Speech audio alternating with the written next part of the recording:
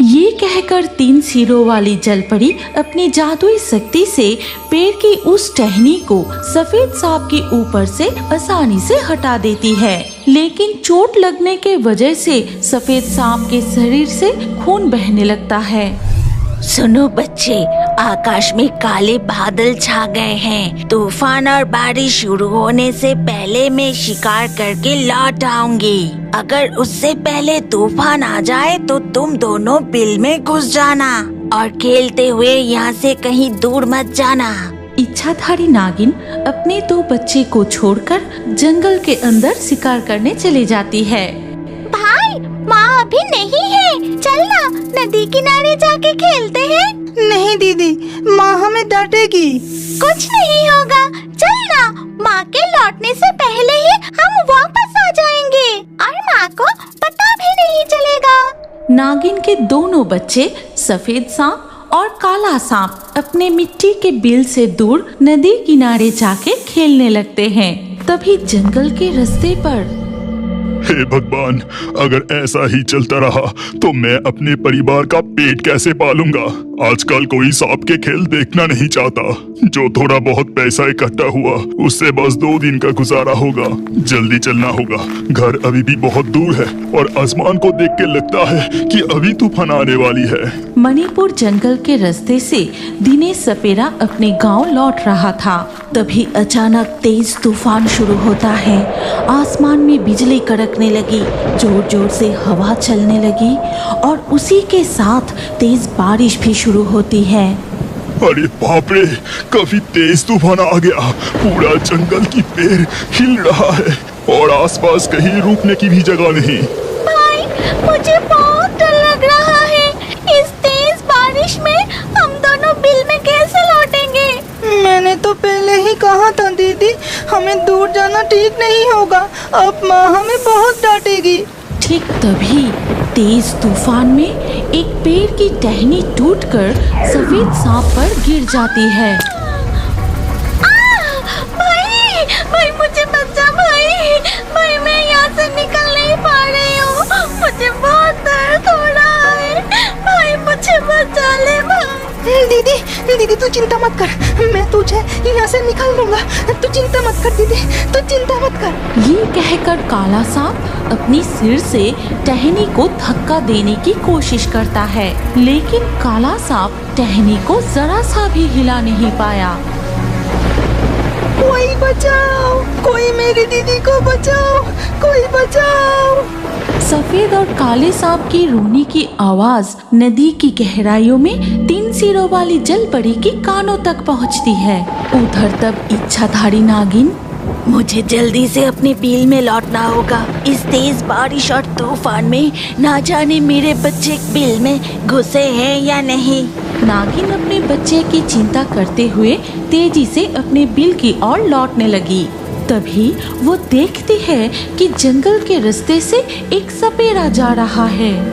अरे, इस जंगल में सपेरा, अगर उसने मुझे देख लिया तो बड़ी मुसीबत हो जाएगी। इससे छुपते हुए मुझे लौटना पड़ेगा। इसके बाद धीरे धीरे बारिश और तूफान शांत हो जाता है। नागिन जब अपनी मिट्टी के बिल तक पहुंचती है तो देखती है कि पूरा घर तहस नहस हो गया है और उसके बच्चे भी वहां नहीं हैं। हे भगवान, मेरा घर पूरी तरह बर्बाद हो गया है। अरे, मेरे बच्चे कहाँ गए? बच्चों, कहाँ हो तुम दोनों? कहाँ हो? इच्छाधारी नागिन अपने बच्चे को पुकारते हुए जंगल के चारों तरफ उन्हें ढूंढने लगी। ठीक तभी दोनों सांपों की रोने की आवाज सुनकर नदी के ऊपर आती है 3 सिरों वाली जलपरी। ये क्या? ये सांप तो टहनी के नीचे फंसा हुआ है। तुम दोनों कौन हो? कहाँ से आए? मुझे बचा लो, मुझे बचा लो, मुझे बहुत दर्द हो रहा है, बचा लो। 3 सिरों वाली जलपरी, मेरी दीदी को बचा लो। उसके ऊपर से ये टहनी हटा दो। ठीक है, अभी मैं अपनी जादुई शक्तियों से इस टहनी को हटा देती हूँ। ये कहकर 3 सिरों वाली जलपरी अपनी जादुई शक्ति से पेड़ की उस टहनी को सफेद सांप के ऊपर से आसानी से हटा देती है, लेकिन चोट लगने के वजह से सफेद सांप के शरीर से खून बहने लगता है। भाई, मैं चल नहीं पा रही हूँ, मुझे बहुत दर्द हो रहा है। 3 सिरों वाली जलपरी, कृपया हमें घर पहुंचा दीजिए। मेरी दीदी अब चल नहीं पा रही। मैं पानी से बाहर जमीन पर नहीं आ सकती, नहीं तो मैं खुद तुम्हें घर पहुंचा देती। लेकिन तुम दोनों चिंता मत करो, मैं कुछ उपाय करती हूँ। तभी 3 सिरों वाली जलपरी देखती है कि रास्ते से एक आदमी गुजर रहा है। भैया, ओ भैया, जरा इधर तो आओ। हे भगवान, ये मैं क्या देख रहा हूँ? नदी में तो 3 सिरों वाली जलपरी है और वो मुझे बुला रही है। हम बहुत मुसीबत में हैं, हमारी मदद कीजिए। वो जलपरी कह रही है कि वो मुसीबत में है। चलो जाके देखते हैं। दिनेश सपेरा जलपरी के पास जाता है और कहता है, जलपरी, कहिए आपको कैसी मदद की जरूरत है? उधर देखो, इस सफेद सांप के ऊपर तूफान में पेड़ की टहनी गिर गई थी, जिससे ये घायल हो गया। अब ये चल नहीं सकता। तुम इसे और इसके भाई को इनके घर पहुंचा दोगे? बस इतनी सी बात, आप निश्चिंत रहिए, मैं अभी उन्हें उनके बिल तक पहुंचा देता हूँ। ये कहकर दिनेश सपेरा दोनों सांपों को लेकर उनके बिल की तरफ जाता है, लेकिन वहां पहुंचने पर देखता है कि उनके मिट्टी का घर बर्बाद हो चुका है और नागिन माँ भी वहां नहीं है। अब मैं क्या करूं? सफेद सांप, काला सांप, ये देखो तुम्हारा घर टूट गया है और तुम्हारी माँ भी यहाँ नहीं है। उधर इच्छाधारी नागिन अपने बच्चों को ढूंढते हुए नदी के किनारे तक पहुंच जाती है और वहां देखती है खून के निशान, और खून की गंध से नागिन समझ जाती है कि ये किसकी खून है। अरे मेरे बच्चे, तुम्हारे साथ ये क्या हो गया? किसने किया ऐसा? मैं उसे नहीं छोड़ूंगी, कभी नहीं। इच्छाधारी नागिन के रोने की आवाज सुनकर वो जलपरी पानी के ऊपर आती है और वो नागिन को पूरी घटना बताती है। मेरे कहने पर वो इंसान तुम्हारे बच्चों को तुम्हारे बिल पर छोड़ने के लिए गया है। 3 सिरों वाली जलपरी, आपका शुक्रिया, लेकिन अनजाने में एक सपेरे के हाथ मेरे बच्चे को सौंप दिया। सपेरा सांपों का शिकार करता है। ये कहकर नागिन जल्दी से अपनी बिल की तरफ दौड़ पड़ती है और देखती है कि सपेरा और उसकी बच्चे वहाँ नहीं है। तब तक दिनेश सपेरा नागिन के 2 बच्चे सांपों को लेकर अपने घर चला जाता है। भाग्यवान, भाग्यवान, जल्दी वो जड़ी बूटी इधर लेके आओ। जड़ी बूटी क्यों चाहिए? क्या हुआ तुम्हें? कहीं किसी सांप ने काट तो नहीं लिया? नहीं भाग्यवान, ये देखो, इस सफेद सांप को गहरी चोट लगी है। अगर जल्दी इसका इलाज नहीं किया गया तो ये मर जाएगा। इसके बाद सपेरा विशेष जड़ी बूटी को सफेद सांप के घाव पर लगा देता है। उधर तब इच्छाधारी नागिन, मैं उस सपेरे के शरीर की गंध यहीं से महसूस कर रही हूँ। वो इसी रास्ते से गया है, मैं उसे नहीं छोड़ूंगी। ये कहते हुए इच्छाधारी नागिन दिनेश सपेरे की गंध का पीछा करते हुए उसके घर के तरफ जाने लगी। ये जीव तो निश्चित रूप में बहुत स्वादिष्ट होगा। मैं अभी जाकर इसे डांस के मार देता हूँ, फिर हम सब मिलकर इसे मजे से खाएंगे। ये कहते हुए किंग कोबरा जैसे ही मणिमाला को डसने की कोशिश करता है, नील सागर की गहराइयों में मत्स्य कन्या नीनी समुद्री प्रवालों के साथ खेल रही थी। तभी अचानक एक खतरनाक जहरीले सांप पीछे से आकर नीनी के हाथ पर डस लेता है। ये मेरे हाथ पर क्या काट लिया? बाप रे, मेरा हाथ तो जलने लगा है। अरे ये तो एक भयानक जहरीला सांप है। नहीं, मुझे तुरंत माँ को सब कुछ बताना होगा। इसके बाद मत्स्य कन्या नीनी मत्स्य रानी मणिमाला के पास जाकर सब कुछ बताती है। मणिमाला देखती है कि धीरे धीरे नीनी के पूरे हाथ में जहर फैल रहा है। अरे ये तो किसी जहरीला सांप ने काटा है और इसका जहर धीरे धीरे तेरे पूरे शरीर में फैल रहा है और देर करना सही नहीं होगा। हमें तुरंत जल देवता के पास जाना चाहिए। वो जरूर इस जहर को निकालने का कोई न कोई उपाय बता देंगे। ये कहते हुए मणिमाला नीनी को लेकर जल देवता के पास जाती है और उन्हें सारी घटना बताती है। इसके बाद जल देवता सांप के डंक का निरीक्षण करते हुए कहते हैं, ये तो कोई साधारण जहर नहीं लगता। ये एक भयानक प्रजाति का जहरीला सांप ने काटा है जो हमारा जल राज्य का नहीं है। इस जहर का दवा हमारा जल राज्य में किसी के पास नहीं है। जल देवता आप ये क्या कह रहे हैं? अब हम क्या करें? मुझे माफ कर दो मणिमाला, इस जहर को उतारने का कोई उपाय मेरे पास भी नहीं है। मैं केवल तुम्हें इतना बता सकता हूँ कि इस जहर को अगर जल्दी निकाला नहीं गया तो तुम नीनी को नहीं बचा पाओगी। ये सुनकर मणिमाला जलपरी बहुत रोने लगती है और वहाँ से चली जाती है।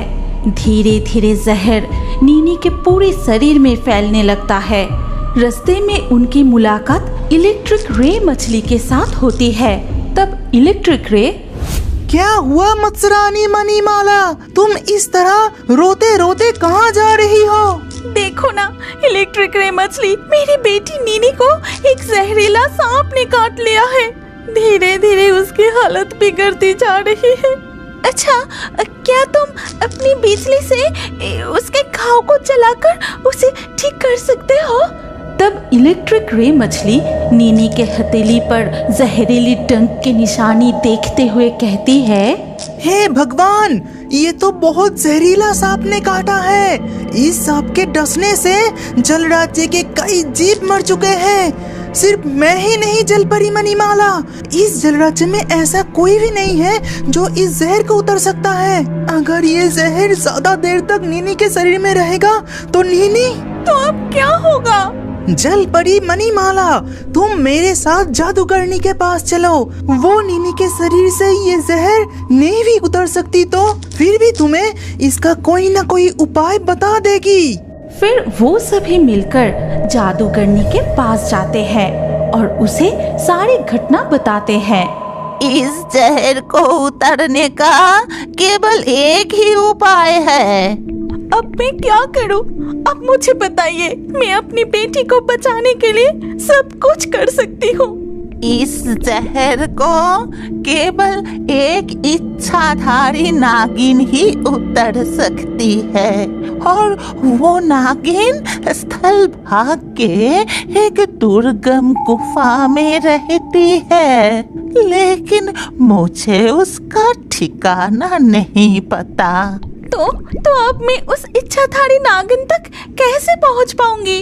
तुम चिंता मत करो मणिमाला, तुम जादुई मोती की मदद से मानव रूप धारण करके स्थल भाग पर जाओ।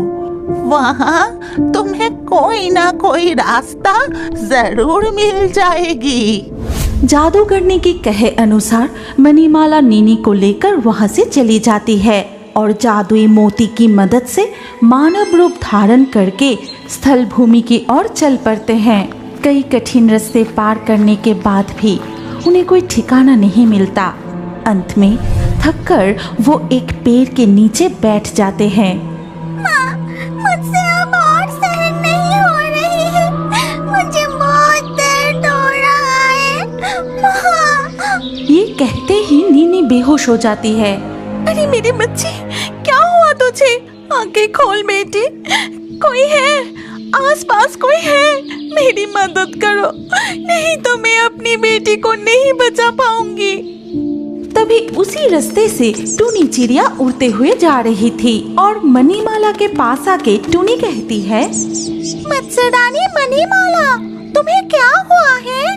तुम यहाँ बैठकर ऐसे क्यों रो रही हो?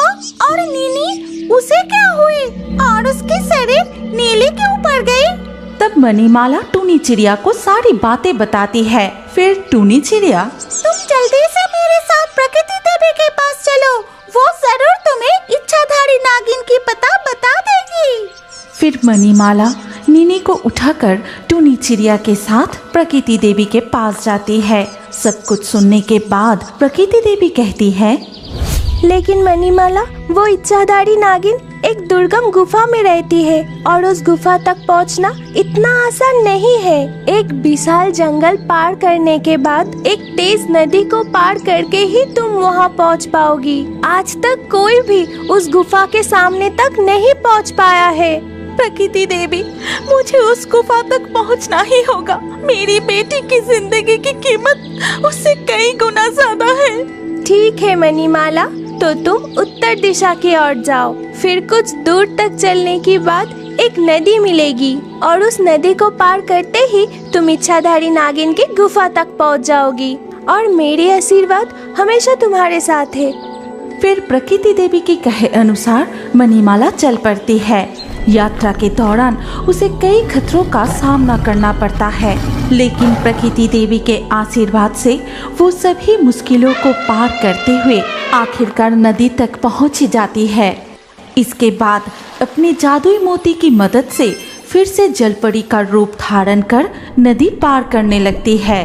फिर नदी पार करके पानी से सिर उठाते ही वो एक गुफा के सामने पहुंचती है। वो देखो, सामने एक गुफा दिख रहा है। जरूर वो इच्छाधारी नागिन की ही गुफा होगी। फिर से मणिमाला मानव रूप धारण करके नीनी को लेकर गुफा के सामने जाती है और कहती है, नागिनी, नागिनी, कृपया बाहर आइए, मुझे आपकी बहुत जरूरत है। मणिमाला की आवाज सुनकर इच्छाधारी नागिन अपने कुछ चेले के साथ बाहर आती है। कौन है तू? तुझ में इतनी हिम्मत कि तू मेरी गुफा के सामने आ गई।